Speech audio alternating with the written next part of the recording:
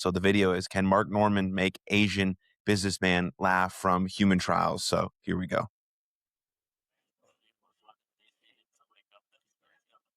Well, I got this thing where I'm watching TV and somebody comes in and starts yelling. So, all right, we got a cough on that one. I'll take a cough. Oh, yeah. All right.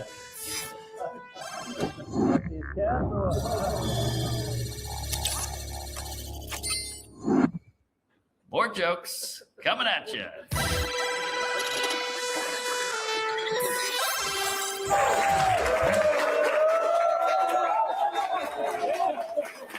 Hey, gentlemen. All right, look at all you guys in suits. I feel like a stripper. No, this looks more like Squid Game. But either way, we'll have fun. Sorry, I'm a little hungover. Really did it up last night. I got a bit of a problem. My friend's a doctor. He's like, you got to stop drinking. 1 million people die every year from alcohol. I was like, all right, true, but think about how many people it produces. Without alcohol, I might not be here. Yeah, I'm gonna name my kid after the thing that got them conceived. You know? Yeah. Hey, you gotta meet my daughter, Molly. I'm launching my website, but I need That's a weird fucking commercial right there. Purchase what's available on Wix. Come on, internet. You guys do drugs? Yes. Hey, really? No. Oh, jeez. All right, slow down, sir. Started karate chopping there. I don't know what that was, but cool. Yeah, my last boss fired me. Said I was a high-functioning alcoholic. I was like, damn, how do you know I was also high? But, you know, I'm doing all right. Good living in New York. Saw a lady get catcalled the other day. She was not into that. She was pissed. Yeah, she was like, it's so scary getting catcalled. Like, you know, ladies should catcall men every now and then. Catcall us. That'd be fun. Say shit that would scare a guy. You know, like, I'm going to tell you I love you on the first date. You're like, holy shit, that's terrifying. You know, like, hey, after we have sex, I'm going to poke a hole in the condom. You're like, Jesus Christ. Yeah. I'm doing all right. Just moved in with a lady. I got an Alexa. Yeah, somebody told me that Alexa actually listens to everything you say, stores it in a database, and could use it against you later. I was like, damn, just like a real woman. All right. That's a keeper. Oh, yeah. It's fun to live with somebody. I used to not be able to because I was a bedwetter. Any bedwetters here? Okay. All right. Yeah, I went to bed for years. My mattress looked like a fucking coffee filter. Oh, yeah. Sleepovers are not good. You know, I had a friend sleep over, and he's like, what happened here? And I was like, I must have spilled a cup of piss. Good times. Yeah. They say a lot of bedwetters become serial killers, which I believe because we learn how to clean up a stain pretty quick. Right? Oh, yeah. That's how embarrassing is wetting the bed. Almost rather be known as a serial killer than a bedwetter. And your friend sits on your mattress. It's like, why is it all crinkly? I'm like, I'm going to kill you. All right. Now I live by NYU. A lot of young, hip college kids are all cool and hip and young. They're all gay. You know? Feels like every young person is gay now. It's like cool to be gay. It's in style. Wish that was going on when I was a kid. Yeah, I got beat up for being gay, and I'm not even gay. What the hell, man? I have gay friends like, you know how hard it was for me to come out in high school? I'm like, hey, I got beat up too. I didn't get to blow anybody. Hey. Any gay guys here? Woo! Hey, all right. Yeah. Oh, all right, well, sure. It's not an accomplishment. Just like stick. He didn't do anything, but all right, cool. Good to have you, sir. Thanks for coming out. All right. Okay. That got weird. Yeah. This one might be I forgot what the first one was, but the first one of these Human Trials that Mark did was hilarious, absolutely hilarious. And then the second one he did I reacted to was with the bald guys. The bald guys were really trying not to laugh. This one's tough. It's going okay so far.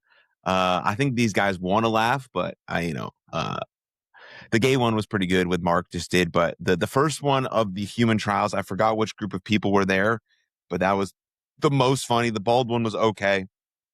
And this is starting off a little slow, but we'll continue on.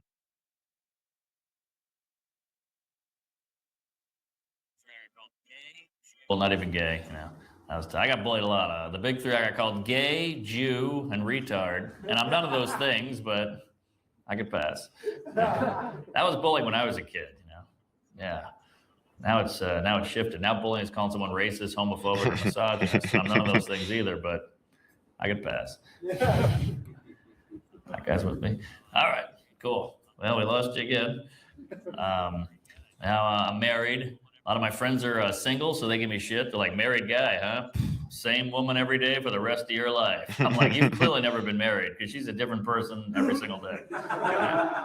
Yeah. On Monday, she's like, I'm on top of the world. By Tuesday, she's like, what's the point? My wife's mood is like the stock market. Some days she's up. I don't know how it happened, but I'll take it. Next day, she's like, I hate our family. I'm like, I should have pulled out. Oh, yeah. All right. I don't know anything about stocks or my wife. So I asked my dad for advice. He says the same thing for both. He's like, just throw money at it and hang in there. Okay. Yeah. My wife, she's a good egg. I'm a lucky guy, but she's a venter. She likes to vent. She works from home. I'll be watching TV. She comes in. She's like, I hate my boss. My job sucks. My clients are idiots. I'm like, hey, maybe she quit. No, go on vacation. She's like, don't try to fix the problem. Just listen. I know that's a relationship cliche, but I don't know if she realizes in my mind, I'm like, hey, if I fix this problem, I won't have to hear about it anymore. Yeah, I'm not trying to mansplain. I'm trying to woman silence. Yeah, I thought fixing problems is a good thing. What if the fire department was like that? Holy shit, my house is on fire. I hear you. And I get it, ladies. They want to be heard. They want to be understood. But I was like, hey, if I ever come to you with a problem, please try to fix it. She was like, fine. What kind of problems do you have? I'm like, well, I got this thing where I'm watching TV and somebody comes in and starts yelling. So, all right, we got a cough on that one. That part about relationships right, is keep very going. interesting. Like, obviously, I think go. all dudes who are married deal basically with that. It's like, you know, my wife certainly does come to me and she wants to vent or talk about certain things or talk through things. And I think we should get to a solution. And there should be a solution. And maybe at some point there she will want the solution to the problem. But it's so interesting, you know, how different, you know, men and women approach certain situations. Like, you know, we want to get to the root of the problem, solve it and get it done. It's over with. They want to talk about it, sort of obsess about it a little bit, analyze it, think about it, talk about it, analyze it, think about it, talk about it. Then once they've kind of digested all of it, then maybe get to a problem or a solution to that problem. And if you are a man in a relationship or a marriage with a woman, you need to understand that. I need to be patient with that. And that's part of the process of being in a good marriage and being a good listener and being a good husband and those sorts of things. And it's quite important.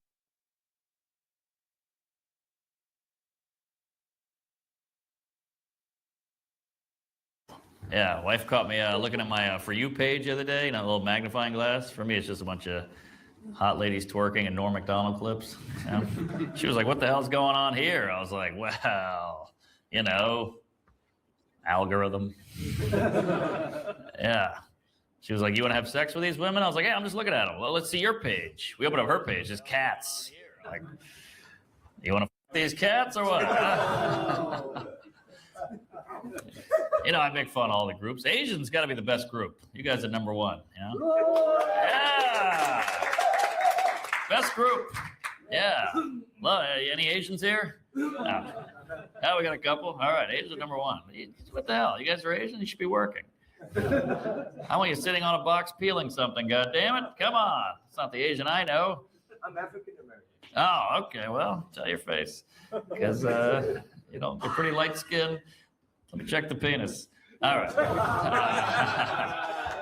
Okay. No, Asians are the best group. Best blackjack dealers in America, you know? And you guys are so quiet, so humble. Every other group's so cocky, you know? Like, white people are like, white power. Black people are like, I'm black and I'm proud. Hispanics, ay. Not Asian. Head down, grades up. That's it.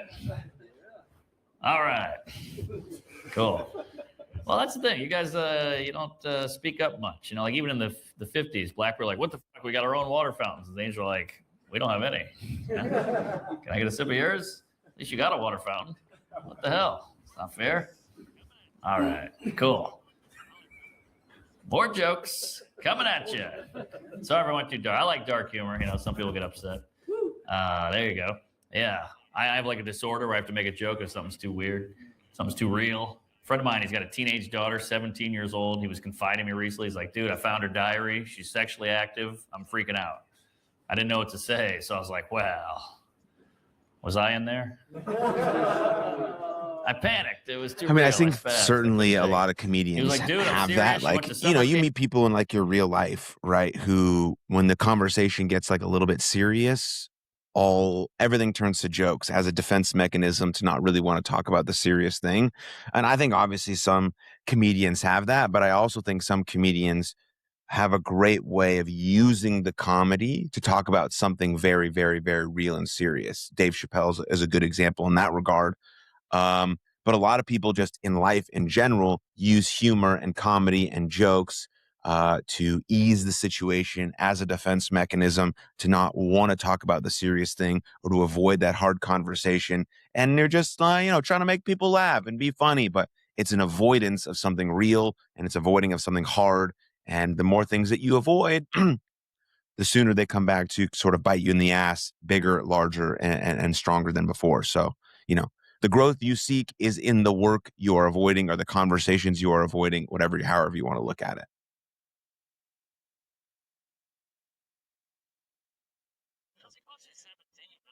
Camp, she had sex with everybody. I don't know what to do.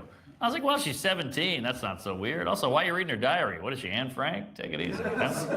She's definitely not Anne Frank. Anne Frank took a train to a camp. Your daughter went to camp and ran a train. This guy's with me. All right. Thank you, sir. Okay. And we're back to zero. Here we go. Let's keep going. I'm out of jokes about Asian people. Thought I had more. But...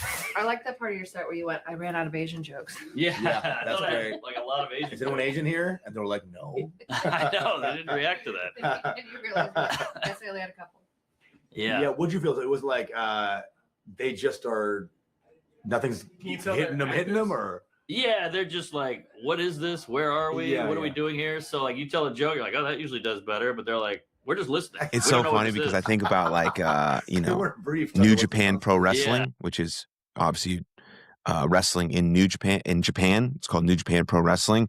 And, when you watch like a WWE show in America or an AEW show in America, or you go to Europe and you watch a wrestling show because WWE was just doing a European tour, the crowds are loud and you can kind of say whatever you want and you're supposed to be obnoxious and kind of just let loose. That's the whole point of a WWE show, is you kind of just go nuts.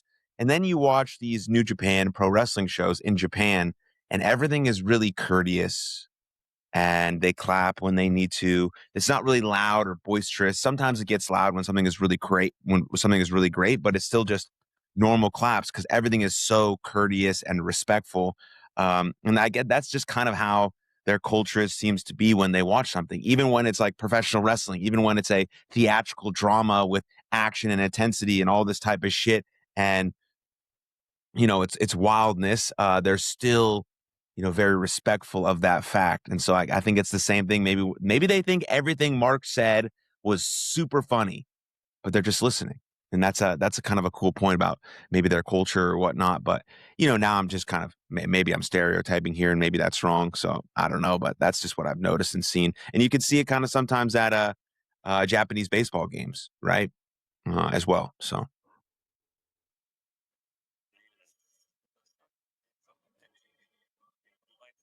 Guess I ran out. This guy's on his phone. Your light's on, sir. Oh. Hey, Jesus Christ, Dad. What are you doing? All right. Go ahead and put that in your pocket, I think. You waiting on a call? No. Yeah, come on. Who's calling you? All right. All right. We're back. I got a kid. Anybody have kids? Whoa, really? Hey, one guy. Yeah, abortion. Hey, all right. Cool. You got a kid? Okay, great. Yeah, kids are fun. I like my kid. Trying to keep him off drugs. I did a lot of drugs, and now I'm older. I take vitamins, and I got to tell you, vitamins suck. Nothing happens. There's no results. I'm putting them up my ass. I'm snorting them. Nothing. Weird. It's the worst drug. Like any weird, like vitamins are great for you. You feel nothing. Cocaine is horrible for you right now. I feel great. What the hell? Every day I take a multivitamin. It's like 8 vitamins in this pill. Nothing. You mix 2 drugs together, you'll die. Right? Vitamins like a crypto guy. I'm like, what do you do? I know you do well. What the hell are you doing all day? Whereas drugs like an immigrant. They're illegal, but they fucking work. Any immigrants here? Hey, all right, cool. Where are you from? Hong Kong. You guys have some beef with the Chinese, I noticed. Is that true? I am Chinese. Oh, you are Chinese. Well, I went to China and they were like, Hong Kong. I'm like, well, there's a real pepper steak going on here. But all right. What are you? Hong Kong. Okay. You guys neighbors? Right now, yes. Hey, there you go. All right. Well, we'll keep going. Only Korean. Oh, you're only a Korean? Oh, shit. Which way? Which one? Yeah, north or south. Damn Ruttersville. No. All right. Well, we're going to need you to Kim Jong shut the fuck up here. And, no, you guys are great. That's my I'm favorite Kevin part of the Hart. set. Thanks a lot. Have a When good he night. leaves and More says, shows I'm Kevin coming. Hart. Have a good night. That was funny. I didn't laugh that much at that one, but it was still funny, and I still appreciate Mark because I think he's cool. Yeah, let's see if there's anything else that maybe popped up.